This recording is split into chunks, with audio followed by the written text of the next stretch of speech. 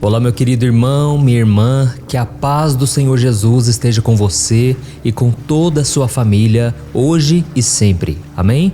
Eu sou o pastor Antônio Júnior e eu estou aqui novamente para orar por você, pela sua casa, por tudo que envolve a sua vida. Irmãos, eu estava pensando aqui, só o fato de nós termos a liberdade de podermos falar do Evangelho, de podermos orar juntos, isso é uma bênção muito grande. Infelizmente, muitos irmãos em Cristo hoje estão sendo perseguidos ao redor do mundo e eles não podem sequer ter uma Bíblia em casa, eles não podem orar em público, e é por causa disso que nós devemos valorizar esses momentos que Deus nos proporciona. E se você está aqui pela primeira vez, saiba que não é por acaso. Deus te trouxe a esse vídeo porque Ele tem algo importante para te dizer. Hoje eu vou te ensinar lições sobre fé, sobre perseverança, que talvez você nunca tenha ouvido antes. E eu quero que você preste atenção em cada palavra que Deus vai falar ao seu coração.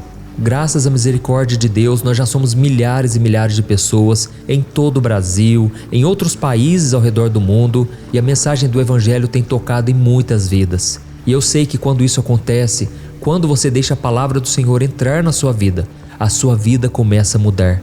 Porque quando você dá espaço para o Espírito Santo agir, ele começa a fazer uma revolução, uma grande transformação de dentro para fora. Você que antes era uma pessoa estressada, uma pessoa que não tinha paciência com ninguém, de repente você começa a ter calma, domínio próprio, você começa a respeitar as pessoas, você não fica querendo se vingar, devolver na mesma moeda, tudo porque Jesus está te mudando. E eu confesso para vocês uma coisa, eu já vi verdadeiros milagres acontecendo em casamentos, pessoas que tinham um coração extremamente duro, resistente a mudanças. De repente Deus começa a fazer uma obra e a pessoa começa a ouvir as orações aqui e Deus vai trabalhando no coração, vai mudando coisas que para a pessoa antes eram impossíveis. E tudo isso eu só tenho que agradecer ao Senhor. E eu peço que você escreva aqui nos comentários o seu primeiro nome e escreva-se na frente: Senhor, transforma a minha vida. Tá bom? Escreva aqui nos comentários, e você também que ainda não é inscrito no meu canal, clique no botão inscrever-se e do lado vai aparecer um sininho. Ative também o sininho da notificação para você receber a próxima mensagem, o próximo vídeo que eu colocar, tá ok? Irmãos, eu quero começar já essa mensagem de hoje lendo com vocês um versículo que está em Mateus, capítulo 17. Preste muita atenção no que Jesus disse. Eu lhes asseguro que se vocês tiverem fé do tamanho de um grão de mostarda, poderão dizer a este monte: vá daqui para lá, e ele irá. Nada lhe será impossível. Glória a Deus. Irmãos, Jesus falava muito sobre fé, não é verdade? E a fé não precisa ser uma fé grande, ela tem que ser uma fé em desenvolvimento. Quando Jesus falou sobre o grão de mostarda, ele estava falando que o grão de mostarda é a menor das sementes. Porém, quando ela cresce, ela produz uma árvore muito grande que dá sombra para os passarinhos. E assim tem que ser também a nossa fé. Ela pode começar pequena, mas Jesus quer que você cresça na caminhada. E se você ler os evangelhos, você vai ver que o próprio Cristo várias vezes chamou a atenção dos discípulos. E ele dizia: homens de pequena fé, até quando vocês vão duvidar? Irmãos, nós podemos começar pequeno, mas o Senhor quer que a gente se desenvolva na caminhada, que a gente busque conhecer ao Senhor cada vez mais, porque à medida em que a nossa fé for crescendo, nós veremos milagres acontecendo, nós teremos confiança de que Deus não vai nos abandonar, de que Deus fará uma obra linda, de que Deus atenderá os nossos pedidos. Amém? Eu estava lendo aqui uma passagem, irmãos, antes de eu começar a gravar esse vídeo, lá no livro de Josué, capítulo 6. É onde nós encontramos uma das histórias mais conhecidas da Bíblia, que fala sobre a queda das muralhas de Jericó. A Bíblia conta que depois da morte de Moisés e da chegada à terra prometida, os hebreus encontraram um desafio que parecia impossível de ser vencido. Eles chegaram diante de Jericó, uma cidade que fazia parte de Canaã, que era a terra que Deus havia prometido para eles. Só que essa cidade era cercada por muralhas gigantescas, muito largas, e era impossível eles atravessarem. E como será que eles conseguiram conquistar aquela cidade tão bem protegida? Irmãos, por incrível que pareça, não foram armas poderosas, não foi a capacidade do homem, mas foi simplesmente um grito forte que eles deram. Porém, eu quero te dizer uma coisa: o grito das pessoas não fez cair as muralhas, mas foi a obediência ao Senhor, porque Deus deu a instrução para Josué, dizendo o seguinte: olha, no 7º dia vocês vão dar um grito em volta dessa cidade, e a muralha vai cair. Então essa é uma história que fala sobre a fidelidade de Deus ao seu povo. É uma história de milagres. E eu não quero te mostrar aqui que foi fácil, que foi tranquilo. Não. Eu imagino que muitas pessoas ficaram com medo, muitas pessoas quiseram desistir, muitas pessoas não sabiam o que tinha depois daquele muro e por causa disso elas ficaram temerosas. Mas Josué, como um grande líder levantado por Deus, encorajou as pessoas e motivou elas a não desanimarem.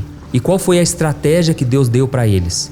Nos 6 primeiros dias, as pessoas deveriam caminhar em silêncio e no 7º dia, elas teriam que tocar trombetas enquanto marchavam 7 vezes em torno da cidade. E em seguida, se eles fizessem tudo certinho, Deus disse que as muralhas iriam cair e Israel poderia conquistar a cidade. Só que, irmãos, havia um porém. Aquela ordem que Deus disse, aquele plano de batalha, não é algo que os guerreiros de Israel estavam acostumados. Não é algo que fazia sentido, aliás, parecia um absurdo, porque eles sabiam que aquilo não teria poder nenhum contra aquela muralha. E da mesma forma, irmãos, muitas vezes Deus vai nos pedir algo que parece não fazer sentido. Às vezes você vai querer entrar em um negócio, você vai querer fazer uma parceria, mas o Senhor vai dizer não. E aí você vai ficar sem entender, porque aos seus olhos parece que aquilo não tem como dar errado, parece que aquilo é promissor. Mas, irmãos, vale a pena obedecer à direção de Deus.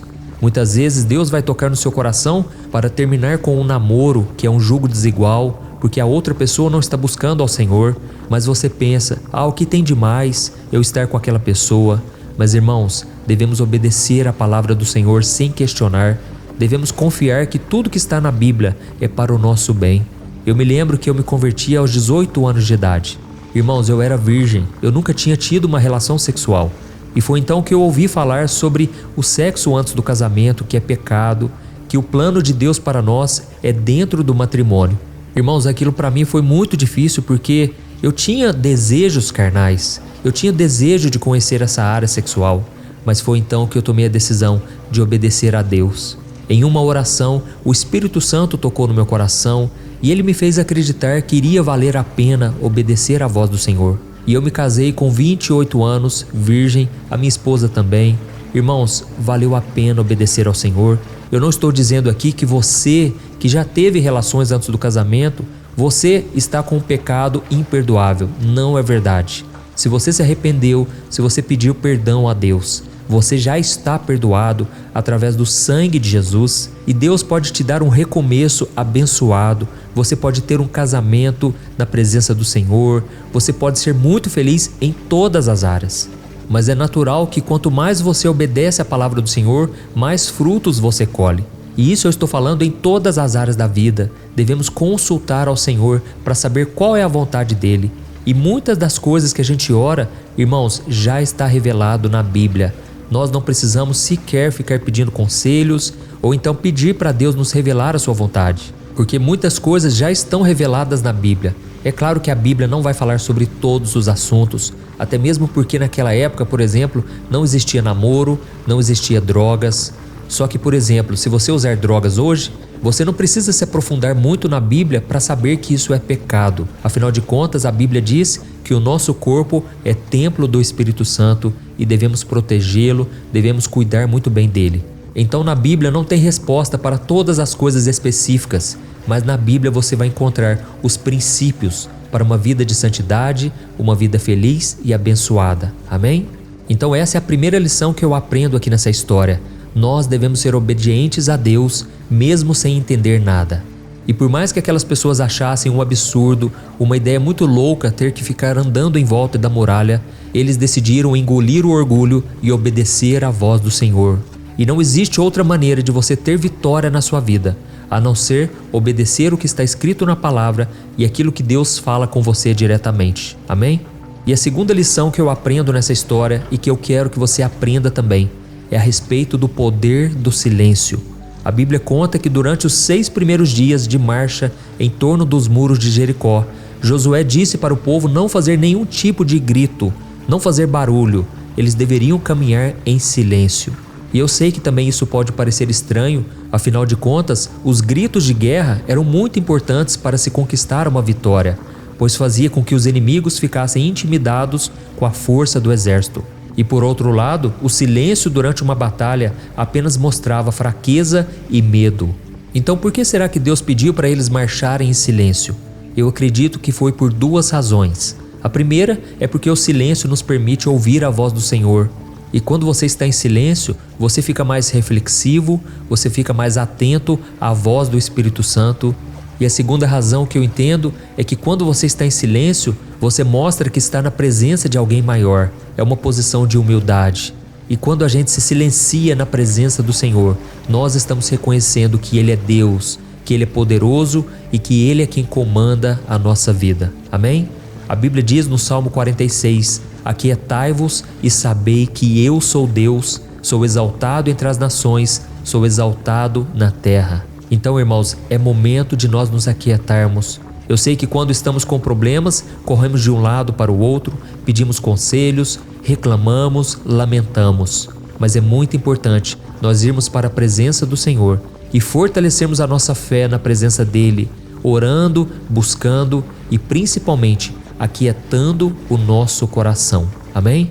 E é por isso que nós vamos orar daqui a pouco. Nós vamos pedir que o Senhor acalme a nossa alma, aquiete o nosso mar turbulento. Irmãos, a última lição que eu aprendo aqui nessa história de hoje é que nós devemos perseverar. Deus não mandou o povo andar em volta da cidade por apenas um dia. Foram 7 dias marchando. E quando chegou no 7º dia, eles deveriam caminhar 7 voltas ao redor da cidade. Irmãos, será que Deus poderia derrubar as muralhas em apenas um dia? É claro que sim, mas Deus queria provar a fé das pessoas. Ele queria saber se elas iriam perseverar.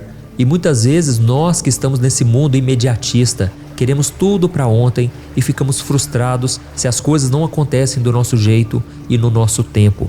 Mas não é assim que as coisas funcionam, irmãos. Se Deus mandou caminhar, caminhe mais, prossiga, olhando para o alvo que é Jesus Cristo.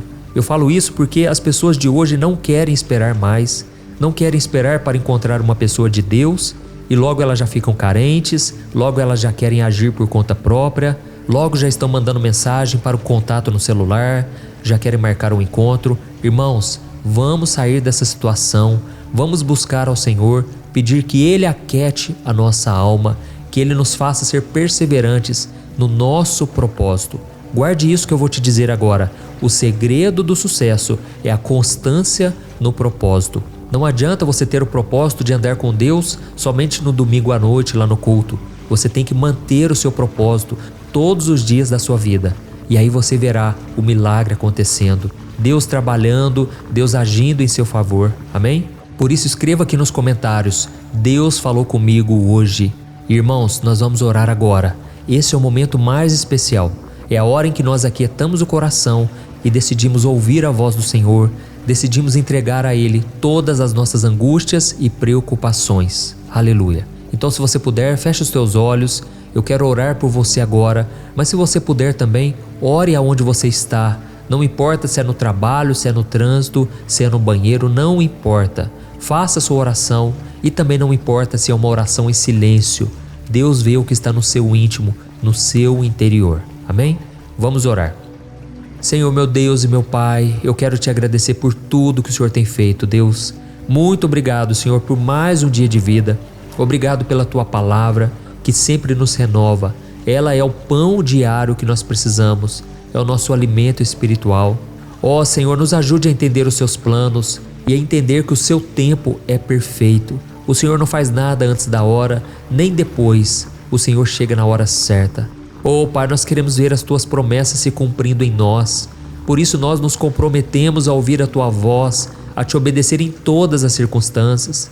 Senhor, faz cair diante de nós os muros que têm nos separado da tua vontade. Esses muros de pecados, de vícios, são tantas barreiras, tantos obstáculos. Senhor, muitas vezes são as pessoas que nos atrapalham na caminhada. Não nos deixe, Pai, ser influenciados pelos conselhos dos ímpios, pelas pessoas que nos rodeiam. Queremos ter uma posição firme, queremos vencer o medo de não agradar a todos. Senhor, nós sabemos que não é possível andar contigo e ao mesmo tempo agradar a todas as pessoas. Pai, fortaleça a nossa fé, as nossas convicções.